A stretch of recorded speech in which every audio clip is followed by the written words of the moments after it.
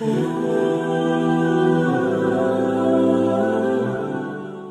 بالله السميع العليم من الشيطان الرجيم بسم الله الرحمن الرحيم ولا تأكلوا أموالكم بينكم بالباطل وتدلوا بها إلى الحكام لتأكلوا فريقا من أموال الناس بالإثم وأنتم تعلمون اللهم صل على محمد وعلى آل محمد كما صليت على إبراهيم وعلى آل إبراهيم إنك حميد مجيد اللهم بارك على محمد وعلى آل محمد كما باركت على إبراهيم وعلى آل إبراهيم إنك حميد مجيد سبحانك لا علم لنا إلا ما علمتنا إنك أنت العليم الحكيم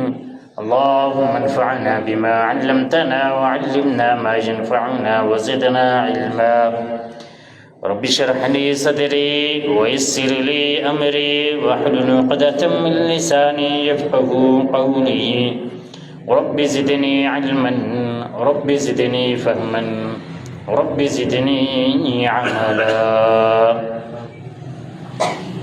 حمد و ثنا اللہ وحدہ لا شریک کے لیے، درود السلام حضرت محمد رسول اللہ صلی اللہ علیہ وآلہ وسلم کی ذات گرامی پر۔ محترم سامعین، ہمارے ہاں ایک لفظ عام طور پہ استعمال ہوتا ہے، زیادہ تر وہ سرکاری اداروں میں استعمال ہوتا ہے۔ اس لفظ کو کرپشن کے طور پہ کرپشن کے طور پہ یاد کیا جاتا ہے، اور یہ ایک ایسا لفظ ہے، اس کے لیے پھر ایک اوپر اور محکمہ بنانا پڑا کہ نیب کا محکمہ بنا دیے کہ وہ اس کی تحقیقات کرے گا۔ اگر نیب والے کرپشن کریں تو پھر اس کی تحقیقات کون کرے گا؟ یہ لفظ ہم نے جو ابھی تک سمجھا ہے وہ یہ ہے کہ مالی بدعنوانی جس کو کہتے ہیں، کہ کسی سے رشوت لینا پیسے کے طور پہ، اس کو کرپشن کہا جاتا ہے، جبکہ شریعت کے اندر یہ لفظ اس لیے استعمال نہیں۔ اگر اس کا معنی دیکھا جائے کرپشن کا، تو اس کا معنی یہ ہے کہ حرام طریقے سے کوئی بھی مال کمایا جائے وہ کرپشن کے زمرے میں آتا ہے۔ وہ پیسہ ہو، کسی کی جائیداد ہو، وہ زمین ہو، وہ کسی کی گاڑی ہو، وہ کسی کا گھر ہو، کسی کا پراپرٹی ہو، کسی کے ساتھ ڈاکہ مارا ہو، کسی کی چوری کی ہو، کسی کو کسی طریقے سے بھی اس کے ناجائز طریقے سے مال کو چھینا ہے، وہ کرپشن کے اندر آتا ہے۔ اب ہمارے معاشرے کے اندر ہم دیکھیں کسی کے حقوق کو اس سے چھین لینا، اس کو بھی کرپشن کہتے ہیں۔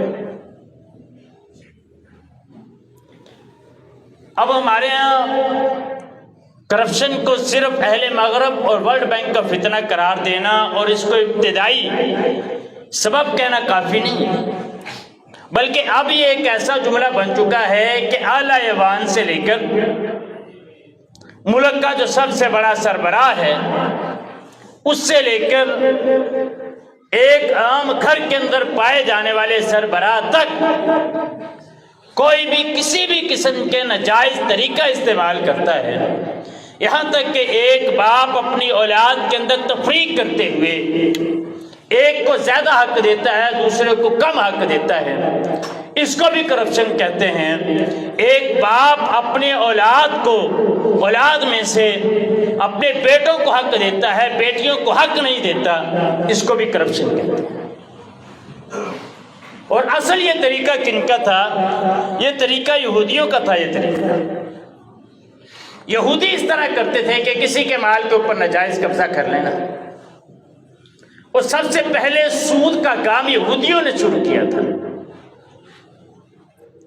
اس لیے ہم نے آج تک یہودیوں کے نقش قدم کے اوپر چلتے ہوئے کائنات کے امام نے فرمایا تھا لَتَتَّبِعَنَّ سُنَنَ مَنْ كَانَ قَبْلَكُمْ، میری امت کے لوگ پہلی امتوں کے طریقے پر اس طرح چلیں گے شبرم من شبرن، ایک بلشت کے برابر بلشت۔ فرمایا اگر ان میں سے کوئی گو کی گو کے بل میں داخل ہوا ہوگا تو میری امت کا ایک فرد بھی گو کے بل میں داخل ہونے کی کوشش کرے گا۔ فرمایا اگر ان میں سے کسی نے اپنی سگی ماں کے ساتھ زنا کیا ہوگا تو میری امت میں سے بھی اس طرح کے لوگ ہوں گے جو اپنی سگی ماں کے ساتھ زنا کرنے کی کوشش کریں۔ اور آج یہ کرپشن کا لفظ جس کے نام کے اوپر اتنی کرپشن ہوتی ہے کہ سوچ نہیں سکتے کہ ہمارے ہر ادارے کے اندر یہ لازم و ملزوم۔ میں قاسم علی شاہ کے ایک لیکچر سن رہا تھا، کہتے میں نے رشوت کے پیسے دینے تھے، میں نے اپنا تبادلہ کروانا تھا، کہتے میں کلرک کے آفس میں گیا، میں نے کہا سر پیسے لینے، کہتا یار میں نماز پڑھ کے آتا ہوں پھر لیتا ہوں پیسے، لینے رشوت کے پیسے ہیں۔ اور ہم نے یہ سمجھا ہوا ہے کہ شاید نماز، روزہ، حج اور زکوٰۃ ہم نے یہ کر لیا چاہے جس کے مرضی پیسے سے ہوئیں قبول ہو جائے گی۔ حرام کے پیسے سے کی ہوئی ایک بھی عبادت، حرام کے پیسے سے کیا ہوا صدقہ، حرام کے پیسے سے بنائی ہوئی مسجد اللہ رب العزت کی بارگاہ میں قبول نہیں ہے۔ رسول اللہ صلی اللہ علیہ وسلم نے فرمایا ایک بندہ لمبا سفر کر کے آتا ہے، اس کے بال پراگندہ ہو چکے ہیں، اس کے پاؤں غبار آلود ہیں، وہ آتا ہے بیت اللہ کا گلا پکڑ کے کہتا ہے یا ربی یا ربی یا ربی۔ فرمایا رب ایک ایسا لفظ ہے کہ رب وہ مالک ہر ایک کا رب ہے، مسلمان کا، کافر کا، یہودی کا، عیسائی کا، سکھ کا، ہندو کا، اور ایک کا رب ہے، پالنے والا ہے۔ فرمایا وہ جب یہ تین لفظ بولتا ہے تو وہ دعا کرتا ہے، اللہ رب العزت فرماتے ہیں کیسے تیری دعا کو قبول کروں؟ مطعم حرام، مشرب حرام، ملبس حرام، تیرا کھانا حرام کا، تیرا پینا حرام کا، تیرے جسم پہ جو لباس ہے وہ حرام کا، ان یستجاب لکم، تیری دعا کو کیسے قبول کیا جائے؟ اور ہم یہ سمجھتے ہیں کہ شاید سرکاری دفتر میں، سرکاری آفس میں جو بیٹھا ہوا کلرک رشوت لیتا ہے ہم سے، سب ہم یہ سمجھتے ہیں کہ شاید وہ اس سیٹ پہ آیا ہے تو اس نے تب رشوت لینا شروع کی ہے۔ نہیں میرے بھائی، بات یہ نہیں ہے، بات یہ ہے کہ اس کی گھر سے صحیح تربیت نہیں ہوئی، اس کی ماں نے صحیح تربیت نہیں کی، اس کے باپ نے صحیح تربیت نہیں کی۔ اس کی ماں اور باپ اگر زندگی میں اس کو حلال کا پیسہ کھلاتے تو یاد رکھے کبھی وہ حرام کا پیسہ اپنی اولاد کو نہ کھلا۔ سبق دیتے بیٹا یاد رکھ حرام کا پیسہ گھر میں نہیں آنا چاہیے، تیرے جسم کی پرورش میں نے دہاڑیاں کر کے، میں نے لوگوں اپنے پیٹ کاٹ کے تیرے جسم کی پرورش کی ہے، حرام کا پیسہ گھر کے اندر نہیں آنا چاہیے۔ وہ چاہے جس مرضی کرسی پہ چلا جائے کبھی بھی وہ حرام کا پیسہ گھر میں لے کے نہیں آئے۔ ہم نے اس چیز کو آج تک سمجھا ہی نہیں۔ ہم یہ سمجھتے ہیں کہ شاید کرپشن جو چاہتے ہیں کرسی پہ بیٹھتے چاہتے ہیں وہ اس کو پتہ نہیں پر لگ جاتے ہیں کرپشن والے، وہ کرپشن شروع کر دیتے ہیں۔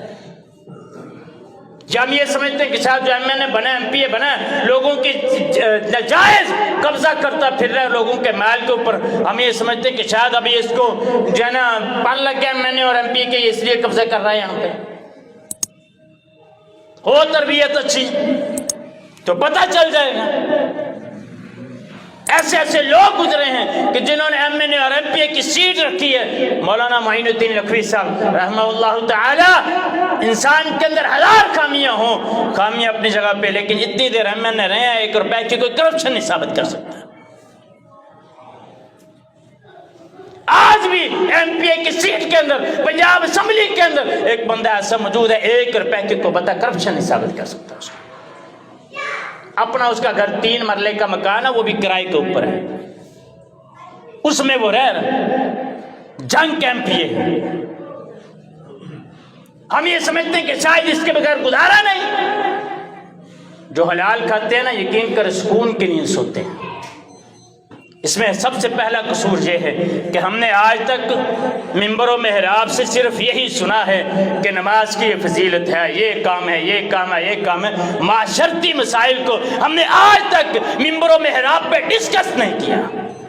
اس سے بڑا قصور ان کا ہے جو سرکاری اداروں کے اندر بیٹھے ہوئے ہیں. 14 اگست آئے تو تب، 6 ستمبر آئے تو تب، کوئی بھی ایسا تہوار آ جائے جن کی گفتگو کا آغاز یہاں سے ہوتا ہے کہ زندہ قومیں اپنے تہوار زندہ دلی کے ساتھ مناتی ہیں. کبھی آج تک انہوں نے اس چیز پہ لیکچر نہیں دیا کہ یار یہ دنیا فانی ہمیشہ یہاں پہ نہیں رہنا.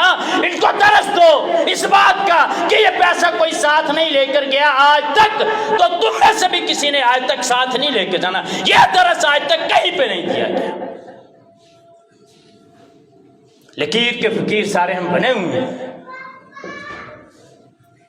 اور اس کے اوپر سب سے پہلی بات کہ لوگوں کو اس چیز کا باور کروایا جائے کہ جو دنیا فانی ہے، دنیا کے اندر حقیقت ہے کوئی نہیں. اللہ کے نبی نے فرمایا، پرسوں چوتھ میں نے حدیث پڑھی ہے مشکات کے اندر، آپ نے فرمایا اگر اللہ کے ہاں اس دنیا کی قدر و قیمت ایک مچھر کے پر کے برابر بھی ہوتی تو اللہ تعالیٰ کسی کافر کو ایک بوند پانی نہ دیتا.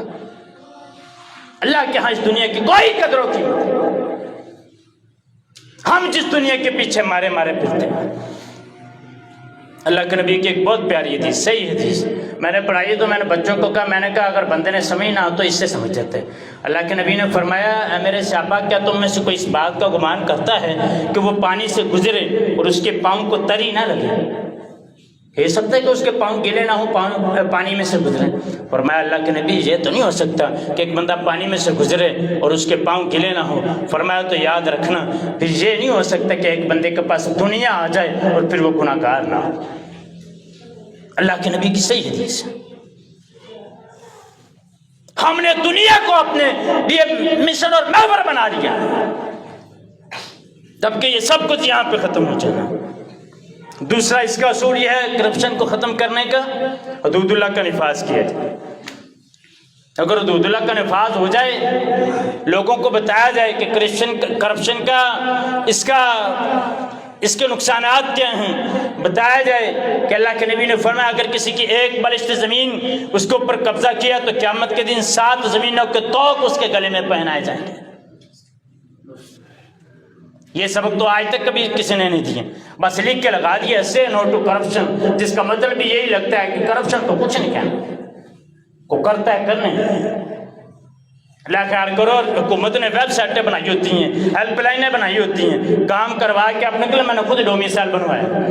اور یہاں پہ اللہ خیر کرے کسی نے جائز کرم کروانا ہونا تو اس کو بھی رشوت دینی پڑتی. میں نے پتہ نہیں کتنے دھکے کھائے ڈومیسائل کے پیچھے، اور جب میں دھکے دھکے کھا کے ڈومیسائل بن گیا تو بعد میں کال آ گئی وزیر اعلیٰ پنجاب کی طرف سے، وہ جی آپ نے ڈومیسائل بنوایا، آپ کو کسی قسم کو کوئی پریشانی تو نہیں؟ اس کو بندہ کیا بتائے میں کتنے دن ذلیل ہوں. اگلے دن سائی وال کی کال نہیں سنی ڈاکٹر کے MS کی، اس نے کہا اس مریض کو دلیل کو اور اچھے طریقے سے اس کو پتہ بھی نہیں لگنا چاہیے، وہ ریکارڈنگ پہ کال لگی ہوئی تھی. اور اوپر سے ہم کیا کریں، ہمارے ملک کے اندر معافی اتنے سرگرم ہیں کہ بندہ کرے کیا اس کا. اوپر سے انہوں نے قانون بنا دیا، یہ ڈاکٹروں نے یہ قانون پاس کروایا ہے کہ اگر کوئی ہاسپٹل میں آ کے بدتمیزی کرے گا تو اس کے خلاف کیس کیا جائے گا. ڈاکٹر کو کوئی کچھ نہیں کہے گا کہ تو ڈیوٹی پر کیوں نہیں تھا، تو عوام کے پیسے کے ٹیکس سے تو تنخواہ لیتا ہے، تجھے کوئی پوچھنے والا نہیں ہے، تو ڈیوٹی نہ کرے وقت کے اوپر.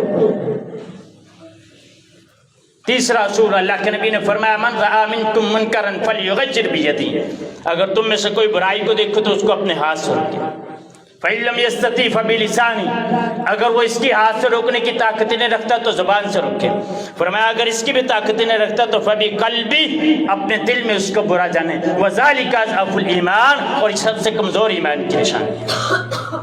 ہمارے ہاں یہ ہوتا ہے جس کے ساتھ ہمارا ہاتھ پہنچتے ہیں ہم اپنا کام کروانے کے لیے تیار ہیں، کسی کے ساتھ کسی کا کام کروانے کے لیے ہم تیار نہیں ہیں. اور ہم ابھی پھر نماز پڑھتے ہیں، نماز کے بعد لمبی تسبیح رکھی ہوتی ہے، اللہ خیر کرے جی جناب کیا بات ہے، جی سب تسبیح گھیرتے ہیں، مدعی کرا دیتے ہیں. لوگ ان سے دعا کروانے سے بڑی دور دور سے آتے ہیں. اللہ کے نبی نے فرمایا حقوق اللہ، اللہ رب العزت چاہے معاف کرے چاہے نہ معاف کرے. حقوق العباد اللہ کے نبی نے فرمایا جب تک بندہ معاف نہیں نہ کرے گا حقوق العباد معاف نہیں ہوگا.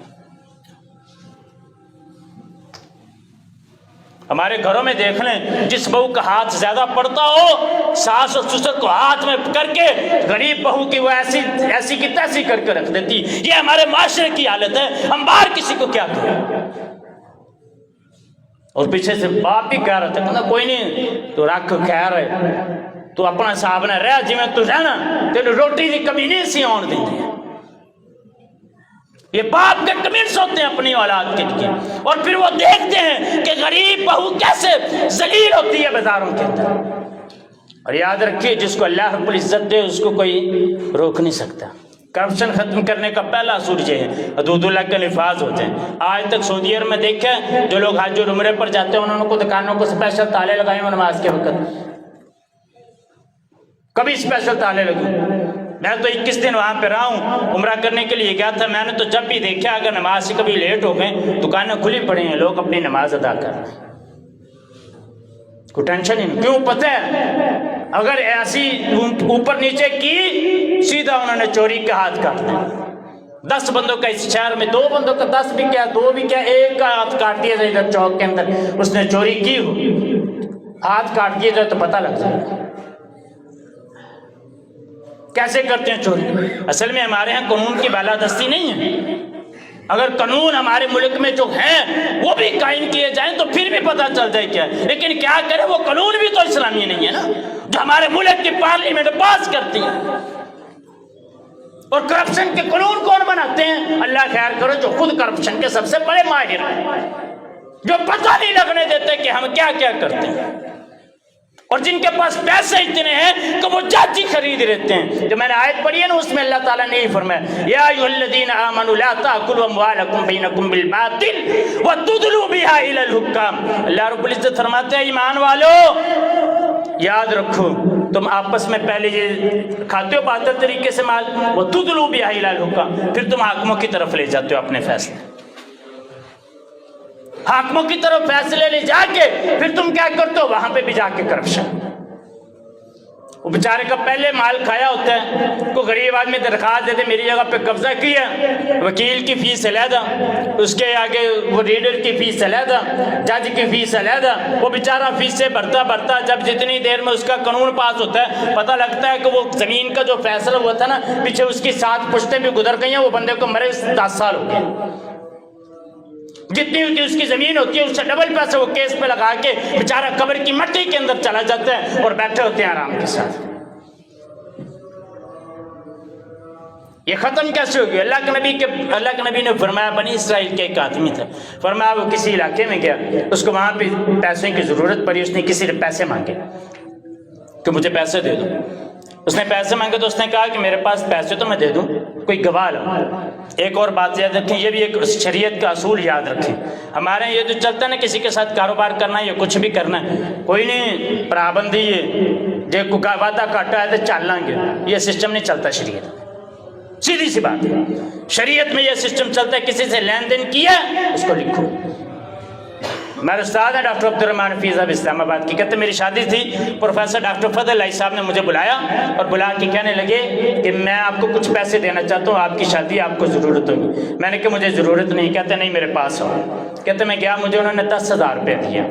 کہتے ساتھ انہوں نے نا بیٹھ کے لکھنے لگے. کہتے بات یہ نہیں ہے کہ مجھے آپ پہ اعتماد نہیں ہے, لیکن شریعت کا اصول ہے کہ اس کو پہلے لکھ لینا چاہیے. کہتے انہوں نے لکھ کے مجھے سائن کروا کے مجھے 10,000 روپے دیے. کہتے جب میں نے واپس دیا تو انہوں نے وہ تحریر کو ختم کیا. جیسے ہم پہلے لکھتے نہیں, بات تو پھر کی ہوں ہوں تو صاحب کیتا کر لو, صاحب کر لیا, دیکھو 5 روپے دی اگے پیچھے ہو گئی تو مرنا جینا ختم. یہ ہونا تھا, کیوں نہیں ہونا تھا؟ سنت پہ عمل نہیں کیا بھائی. شریعت کا اصول تھا کہ اس کو لکھ لیں, ہم نے لکھا نہیں, اب جو ہونا اس کا بھگتو. وہ کہنے لگا کہ کوئی گواہ, اس نے کہا گواہ بھی اللہ. اس نے کہا کوئی ضامن, فرمایا وہ بھی اللہ. میرا کوئی اس بستی میں واقف نہیں, میں تجھے کیسے گواہ دوں, کیسے تیرے پاس میں ضامن پیش کروں؟ اس نے کہا اچھا. اس نے کہا جیل پیسے, تو نے اللہ کو گواہ بنایا, جیل اس کو دے دیے, فلاں تاریخ کو تجھے فلاں سمندر کے کنارے پہ مل جائیں. ٹھیک ہے. جس دن تاریخ آئی وہ آیا, سمندر کے کنارے کشتی نہ ملی. سوچتا رہا, کہتا ہے یا اللہ میں نے تو آج کا وعدہ کیا تھا اور میں پیسے لے کے یہاں پہ آیا بھی ہوں, لیکن میں کیا کروں, کشتی نہیں ملی. اس نے کیا کیا, ایک لکڑی اٹھائی, اس کو چیرا, اس کے چیر کے اس کے اندر وہ دینار یا درہم جو بھی تھے اس وقت کے پیسے وہ رکھے, اس کو بند کیا, اس کو سمندر کے سپرد کر دیا. وہ کشتی وہ آدمی بھی کنارے پہ آیا ہوا تھا جس نے پیسے لینے تھے. جاتے اس نے کہا کشتی تو آگ کوئی نہیں رہی. اس نے لکڑی اٹھائی, اس نے کہا یہ لے جاتا ہوں, لے کے جا کے گھر میں چلو آگ تو جلائیں گے نا جب یہ خشک ہو جائے گی. گھر لے کے گیا, اس کو جا کے چیرا, اس میں سے اس کے پیسے اور وہ چٹھی نکلی کہ یار میں تیرے پیسے تو دینا چاہتا تھا, کشتی نہیں ملی, میں تجھے کیا کروں, تیرے پاس پیسے نہیں پہنچا سکا. یہ پیسے اگر مل جائیں تو ٹھیک ہے, یہ تو جب کشتی ملی میں تجھے پیسے واپس دینے کے لیے آ جاؤں. پھر کچھ دیر کے بعد اس کو شہر میں چکر لگا, وہ پیسے لے کے آیا کہ یہ لے یار تیرے پیسے دینے تھے, میں لیٹ ہو گیا تھا. کہتا نہیں یار یہ پیسے رکھ لے. اس نے کہا کیوں؟ اس نے کہا بات یہ ہے کہ جو پیسے تو نے لکڑی کے اندر رکھے تھے اللہ رب العزت نے وہ پیسے مجھے پہنچا دیے. اللہ کو گواہ بنایا, اللہ کو ضامن بنایا. اللہ تعالیٰ قرآن مجید میں کہتے ہیں ان اللہ یأمرکم ان تؤدوا الامانات الی اہلھا. اللہ تعالیٰ حکم دیتا ہے تمہیں کہ تم امانتوں کو ان کے سپرد کر دو. ہم کسی کے لے لے گا اس طرح, ان کی دوسرے شہر سے چلے جائیں لا بولو ایڈریس بھی پہنچ جنہیں مرضی دے جب بندہ لا بجے گل ہوتی. دوسری حدیث رسول اللہ صلی اللہ علیہ وسلم فرمایا ایک آدمی نے زمین بیچی, دوسرے نے خریدی. ہل چلاتے ہوئے اس کو نیچے سے ایک گھڑا ملا جس کے اندر پیسے تھے.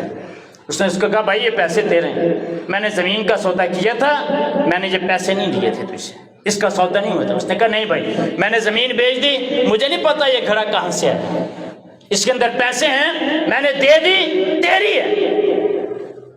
اس نے کہا یار نہیں ایسے نہیں ہو سکتا, کسی اللہ والے کے پاس فیصلہ لے کے چلے گئے. اس نے فیصلہ کیا, اس نے کہا بتاؤ, کوئی ماننے کے لیے تیار نہیں, وہ نہ وہ رکھ رہا ہے نہ وہ رکھ رہا ہے. اس نے پوچھا تمہاری اولاد ہے؟ ایک نے کہا بیٹا, دوسرے نے کہا بیٹی. اس نے کہا ان کی شادی کرو اور یہ پیسے ان دونوں کو دے دو.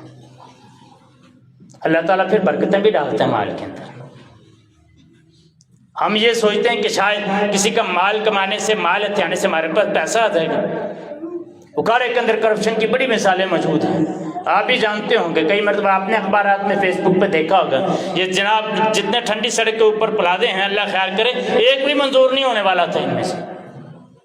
جس طرح کے یہ پلازے ایک سارے منظور ہوں. اس بندے کی ہسٹری کو میں نے اگلے دن تلاش کیا, میں نے کہا پتہ تو کروں بندہ کون سا جس نے پلازے منظور کیے. مجھے پتا چلا کہ وہ بندہ نہ خود اٹھ سکتا ہے نہ بیٹھ سکتے ہیں, اس کو اٹھا کے ادھر سے ادھر کرتے ہیں, اٹھا کے ادھر سے ادھر کرتے ہیں. قبر میں اس نے جانا ہے, اس کو 4 بندوں نے اٹھا کے اتارنا ہے, اس کے پیسے نے نہیں اتارنا اس کو. اور یاد رکھیے ظلم, کسی بھی ناجائز طریقے سے پیسے کمانا وہ کرپشن کے اندر شامل ہے, صرف رشوت نہیں ہے کرپشن کے اندر شامل. رسول اللہ صلی اللہ علیہ وسلم کے صحابی آپ نے ایک جگہ پہ عمل بنا کے بھیجا. یہاں پہ تو ڈی سی پی اور ڈی سی او آتے ہیں نا, کوئی بھی بڑا لیڈر آتا ہے شہر کے اندر, وہاں کے لوگ اس کو تحفے تحائف دیتے ہیں, وہ اپنی ذاتی ملکیت اس کو سمجھتے ہیں. اللہ کے نبی نے عمل بنا کے بھیجا ایک صحابی کو, جاؤ فلاں علاقے کا تو عامل ہے, زکوٰۃ اکٹھی کر کے لے کے آ. زکوٰۃ اکٹھی کر کے لے کے آ, یہ مال زکوٰۃ کا اللہ کے نبی, یہ مجھے لوگوں نے وہاں پہ تحفے دیے ہیں. اللہ کے نبی فرماتے اس مال کو اٹھاؤ, تو اپنی ماں کے گھر میں بیٹھا رہتا تو تجھے یہ تحفے ملتے, یہ سرکاری تحفے ہیں. اٹھایا اس مال کو, اس کے اندر شامل کیا. اللہ کے نبی نے فرمایا میں یہ دیکھتا ہوں کہ تم میں سے کوئی ایسی خیانت کرے کہ قیامت کے دن وہ آئے تو اس کے اوپر بکری موجود ہو اور بکری میں نہ رہی ہو کہ اس نے میرے ساتھ ظلم کیا تھا. کسی کے سر کے اوپر اونٹ سوار ہو, کسی کے سر کے اوپر گائے سوار ہو, اور وہ چیخ چیخ کے کہہ رہی ہو کہ اس نے مجھے ظلم کے ساتھ حاصل کیا تھا. اس طرح ہو کہ یہ درہم و دینار قیامت کے دن ہمارے یہ پیسے, یہ جائیداد, یہ دولت ہمارے سر کے اوپر سوار ہو اور ہمیں چیخ چیخ کے قیامت کے دن کہہ رہی ہو کہ یہ اس نے باطل طریقے سے اس نے مجھ کو حاصل کیا تھا, اس نے مجھے باطل طریقے سے حاصل کیا تھا. یاد رکھنا جب اس طرح کا معاملہ ہو گیا تو پھر پریشانی بن جائے گی قیامت کے دن. وہاں پہ کیوں ہو؟ اس وجہ سے وہاں پہ صرف حساب ہونا ہے, عمل کوئی نہیں ہونا. یہ دنیا عمل کا ذریعہ ہے, یہاں پہ عمل کر لو جتنے کرنے ہیں, قیامت کے دن حساب ہوگا. لیکن قیامت کے دن جب حساب ہوگا وہاں پہ عمل نہیں ہوگا. پھر یہ نہیں کہہ سکے کہ یا اللہ کو آدھا گھنٹہ مہلت دے, میں ایک تسبیح کر لوں استغفر اللہ کی, تو معاف کر دیتا ہے. یہ موقع نہیں وہاں پہ. اور اگر قصاص کا, حدود اللہ کا نفاذ اس ملک کے اندر ہو جائے تو پھر یاد رکھیے قرآن مجید میں اللہ رب العزت نے فرمایا وَلَكُمْ فِي الْقِصَاصِ حَيَاتٌ يَا أُولِي الْأَلْبَابِ. کبھی اکیلے بیٹھ کے نا اس کے بارے میں سوچنا, اطاعت کے بارے میں. اللہ تعالیٰ نے کہا قصاص کے اندر تمہارے لیے زندگی ہے عقل والوں کے لیے. کبھی اکیلے بیٹھ کے سوچنا کہ اگر قصاص کا نفاذ اس ملک کے اندر ہو جائے, حدود اللہ کا نفاذ ہو جائے تو زندگی کیسے, پتہ نہیں کتنی زندگیاں بچ جائیں گی ایک کے اوپر سزا لاگو ہونے کی وجہ سے. اللہ رب العزت سے دعا ہے ہمیں عمل کی توفیق عطا فرمائے. وآخر دعوانا اعوذ باللہ السمیع العلیم من الشیطان